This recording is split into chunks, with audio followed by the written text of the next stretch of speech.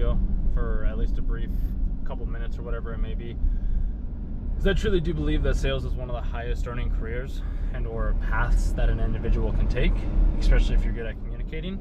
Case in point, I went from taking off 18 months and having literally $0 in my bank account and going from more or less paycheck to paycheck at the beginning of February of this year, basically, to now getting one of the very first commission checks that I had for the quarter, because where I work now is it's all commissions based or quarterly based payouts instead of monthly based payouts.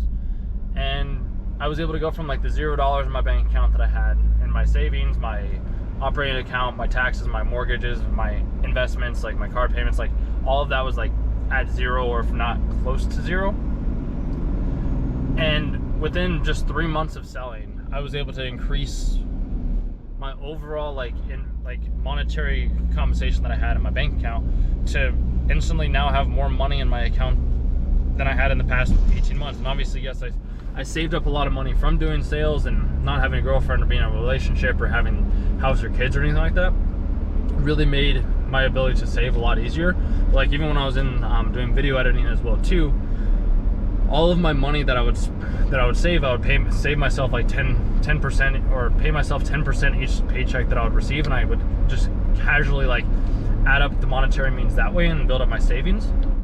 But then when I got into sales this last time at the first company, when I ran it, like when I got there, I was like, oh, I get an extra $1,300 bonus or $1,800 bonus or whatever it was when I first started. I was like, this is awesome, even though it was only like $800 or something like that after taxes, but still absolutely fantastic. It was incredible. And then I moved up to the next tier, and then I was getting like bonus checks of like an extra $2,000, $3,000 or so, maybe even $4,000 on top of my additional, like my base salary that I was already receiving as well too. Some people in the sales community will tell you like, don't sell, like do a 1099 sales job or whatever it is, and that's good, that's great, like that's something that you want to do. But I've always been somebody where I'm like, I would much rather have the ability to have a base where it's just at least there's like some level of security at that point in time, not even like a negative or bad level of security, but it's just like, I know and I can rely upon this said like level of income each and every single month. And then the sales compensation, depending on whether or not you're good at it or you aren't good at it, that's where you can increase your level of compensation. Usually if you get good at it, and this is the reason why I took off so much time, was because I wanted to understand how to be able to, like, I wanted to know if what I had done at this other company was something that I could duplicate at a following company. Like, is this actually a skill that I have? Like, do I just possess like the sales skill that anybody else can develop?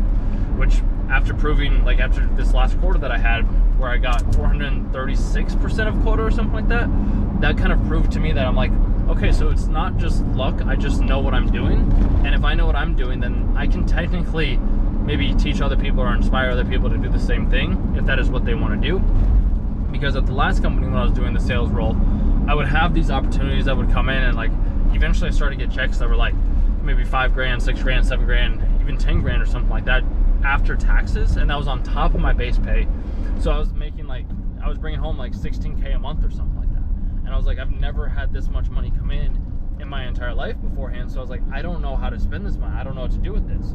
So it was one of the big reasons why like I took off the time that I did, because I wanted to see what other aspects life had to offer. And since one, I was able to like save up enough money, and like I knew how to budget as well too. And I was like, if I really do believe that I'm as good at sales as I think I am, then regardless of what company I go to the next time, I'll be able to make back all the money that I spent in less than a year, basically. And that's more or less what I'm on track to do right now, is just require all that money that I had spent over the time that I took off. And so it's like, sales is one of those roles and one of those that the jobs, the careers, the company that can quite literally change your entire financial situation in a matter of one paycheck, which to me, that blows my mind. And a lot of people are gonna be like, well, I don't want to get into sales. Like, why would I want to do sales? Like, I just get to hear rejections from people all the time. Like, I just have people slam like doors in my face or whatever it is. And I'm like, that can happen from time to time, but that's also not the norm necessarily. That could just be like the louder voices that you have heard online, where people are telling you like, oh yeah, you need to go door to door and like get all these answers and like sell all these people in XYZ way. And like, At a certain point, yes, you do need to do that, because like you need to get your reps in. Like if you have never like repped a sales call or had a conversation with somebody around selling, then like how do you expect to get good at sales conversations? Like my last sales role, I was making 100 dials more or less a day when I first started. So like I was calling up people 100 dials. Like I'd reach out, leave voicemails, have conversations with the people as soon as they picked up the phone, because not everybody was picking up the phone. And having a good product to sell also does help the sales experience and the sales journey along the trajectory that it's going to be going down. So like if you're selling a good product, like the sales process is going to be a lot easier, and the best product to sell is a product that people want. So as long as you can find something like that, selling is going to be easy. You can also do it where people are like kind of upset about the product or whatever it is, but you can still sell it that way as well. But it's like you have to get the reps in. It's similar to going to the gym. You don't just get out of the bar and start repping out 225 on bench, whatever it is. You have to start out with the bar. It's just like you have to just start out with a normal conversation with somebody on the phone, and just like pick up the phone and have that conversation, or send out the email, or like have the meeting. Be willing to look dumb and ask questions, because like too many people that I know from sales and like just the experience of like talking with others, they assume that they should just know everything right away, and it's just like, oh, this is how we do it. Whereas like for me, if I don't know an answer or something, I'm like, I don't know, like let me figure it out, like, and I'll get back to you. And then I figure out the answer and I get back to it. That's something that I learned from a sales mentor that I had a while ago. And for me personally, dude, it's saved me so many hours of like hard times and whatnot, because I just let the person know I don't have an answer for that right now, but I will get back to you, and then I respond back to them with an answer. Like that's just the simple, straightforward fact of how a lot of this sales stuff is being done. And that's why it's like you can always go from literally $0 in your bank account or whatever it may be to having a couple grand saved up just from a few months of selling. It's really not as difficult as I think a lot of people make it seem or appear to be. And obviously, yes, I have listened to a lot of like sales books. I've listened to a lot of like sales podcasts and lectures and keynotes, and like I've listened and asked questions to other like top salespeople and things along those lines. And they always like they always give me more or less the same advice, where it's just like, this is what I've done, this is how I closed this deal, like I was just at the right place at the right time or something like that, which at a certain point, yes, that does matter. But people also seem to forget that their sales career and their sales trajectory and how they got good at sales was because they had a lot of conversations prior to that point. A lot of people that I see that are kind of in sales, or just in general, because sales applies to every strategy, because you're always going to be selling yourself in some way, shape, or form. A lot of it sometimes will apply and be seen in these different ways that maybe other people aren't necessarily aware of per se. But it's like when you go to the gym, or when you go on a date, or when you go grab dinner, or when you are hanging out with your friends or your family or whatever it is, like you're always selling yourself in some way, shape, or form. So if you're always selling yourself, you might as well get good at the process of selling. And like, let's say you're wanting to go out on a date or whatever it is, like knowing how to actually like talk to a female or a male or whatever it is, like you have to be willing to go out and have that conversation in the first place. If you're not willing to go out and have that conversation and possibly be rejected, then it's never going to work out. Like I've told this to a couple of my buddies beforehand when it comes down to dating, and this is where it ties back into sales, so just bear with me for a second. Basically, he saw this girl at the gym and thought she was cute, and was like, instantly just went up and was like, hey, like I think you're cute, can I take you on a date? And she's like, I just have a boyfriend. And then I said hi to her a couple months before him and I were like friends and whatnot. And then didn't say anything to her for a couple of months afterwards, and then just started like saying hi and waving and whatnot. And then her and I ended up going out on a couple of dates. But she didn't have a boyfriend, actually. That was just her way of like tossing out an objection. People will always give you an objection or a complaint or something like that. And if you get good at sales, and the best way, like I said, to get good at sales is to have a lot of conversations. You have to have a lot of conversations in order to get good at sales. And a lot of sales reps seem to avoid the aspect of wanting to have conversations, because like, I don't want to be rejected. I don't want to feel pushy. I don't want to do X, Y. I just don't want to do the work. I just want to have the rewards. It's like, dude, sales is the one career path and the one thing that you get rewarded for the amount of effort that you put in.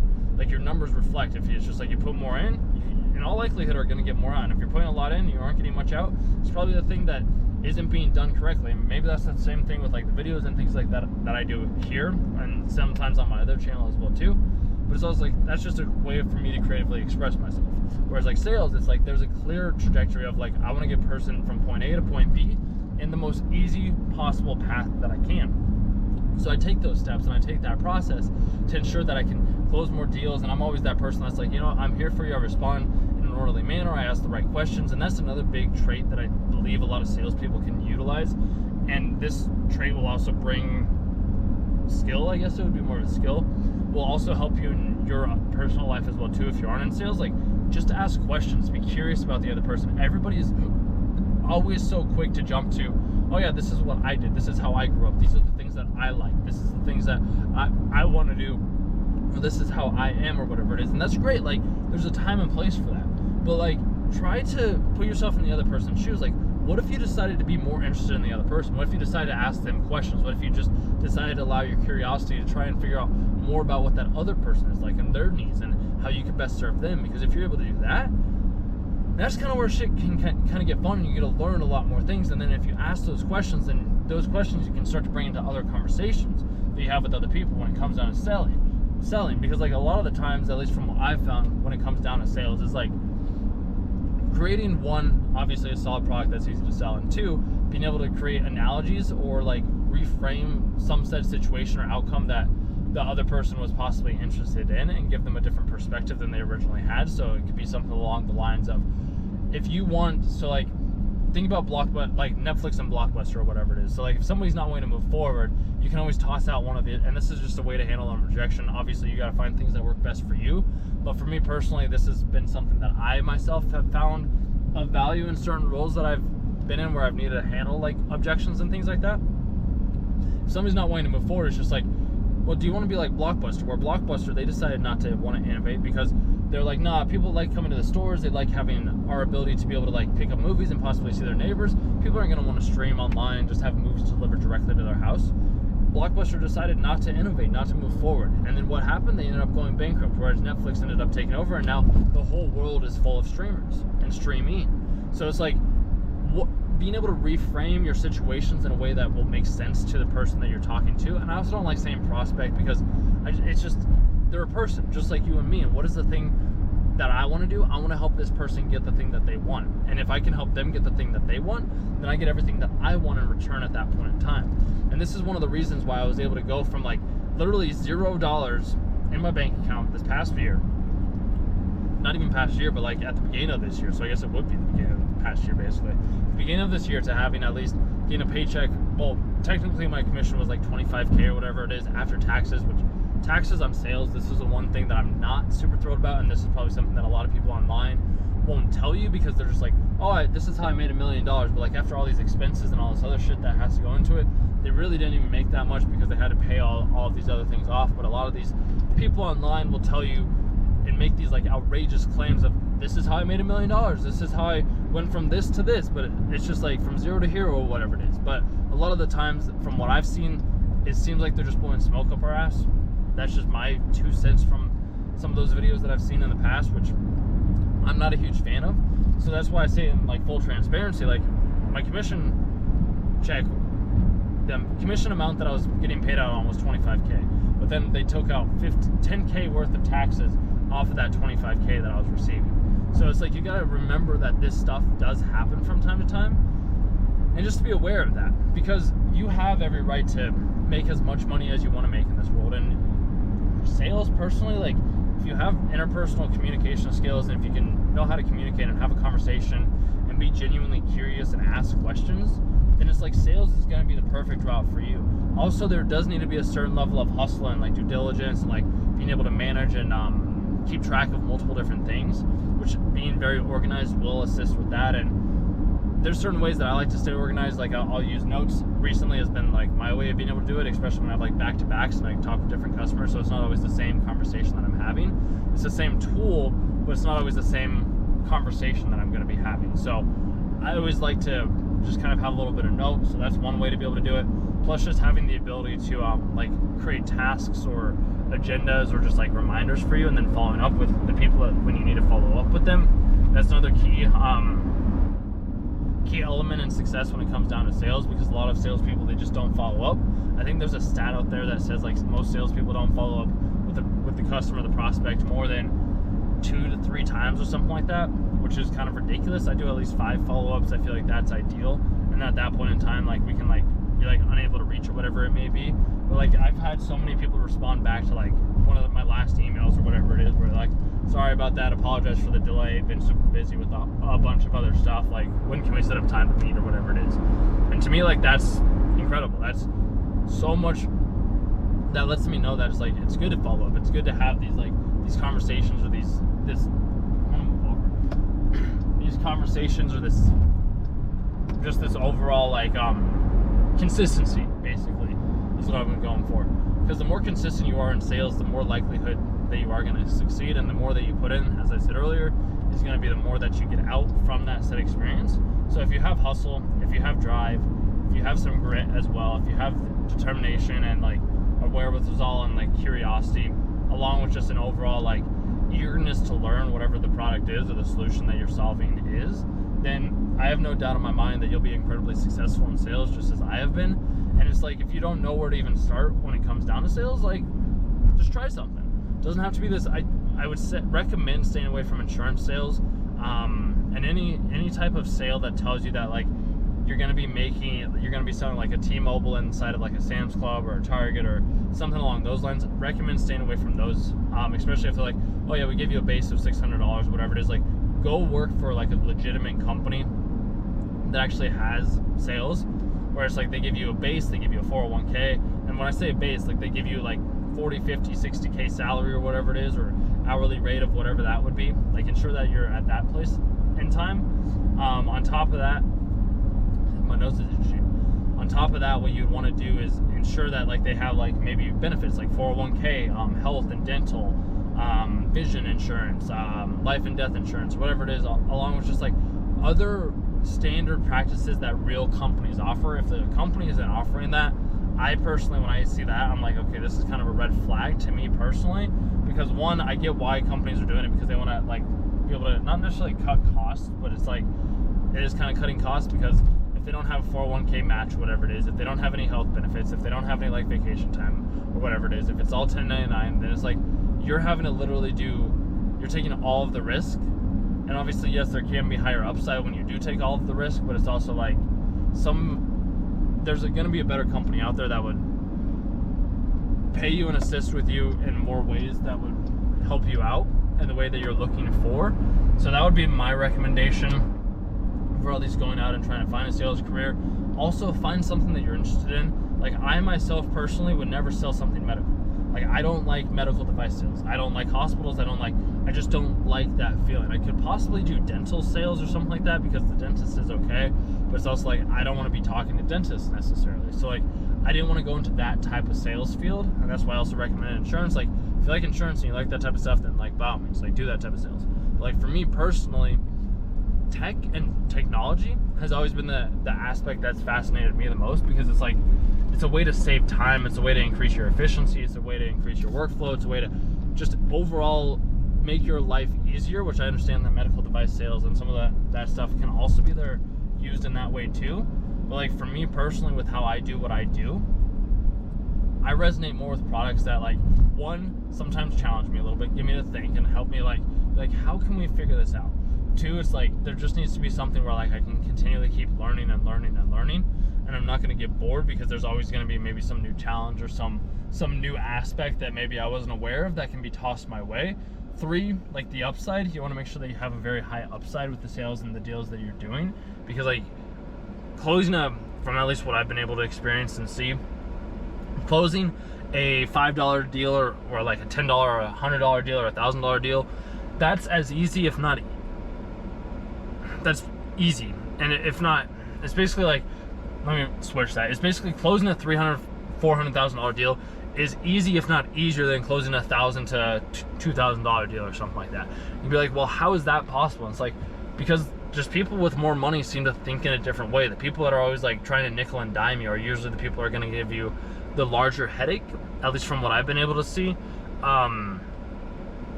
That's just kind of my 2 cents. But other than that though, dude, like, I say try it. See what you can do. See if you can go from like poverty to prosperity or something like that in a matter of a couple of months. You probably even do it in a month. I'd say probably give it a quarter or something like that, so around 3 months-ish or so. But dude, I'm telling you, bro, like, sales is the route to go.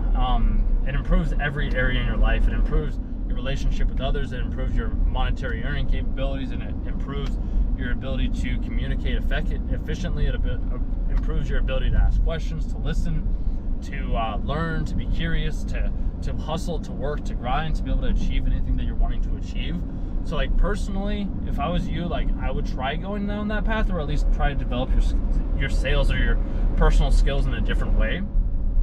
Because dude, it could change everything that you know about your finances in a matter of months. Like, and that's the part that tripped me out with sales last time. I was like, how did I never know about this? Like, why was I never doing this beforehand? And when I got into sales, I was like, this is incredible. And then I took the time off because I really need to do some like soul searching and thinking and be like, where do I want my career to go? What do I want to do with my work? And don't get me wrong, like I still love making these videos and like going on hikes and these adventures and things like that. And you can be like, well, you're just selling out for the money. But it's also like, dude, the money makes things a lot easier when I didn't have money. And this is why like people can't come fucking at me for like, oh, you've always had money. It's like, no, dude, I literally was living on like jack shit for basically 2 years to prove that like, one, you don't need money to be happy, because I was happy not having the money. Also, there was some sorrow in there as well too, but that's also just kind of aspects of being human.